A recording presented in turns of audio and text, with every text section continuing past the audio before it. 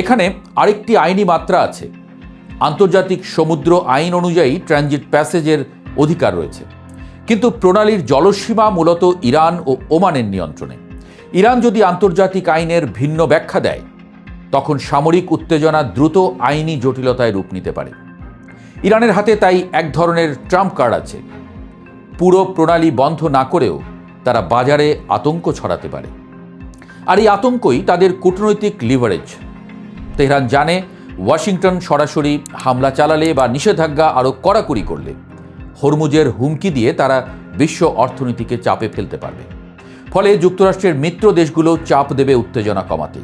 এই কৌশল সরাসরি যুদ্ধ নয়, কিন্তু যুদ্ধের কিনারায় দাঁড়িয়ে দর কষাকষি। সমস্যা হলো, এই খেলায় ভুলের সুযোগ নেই।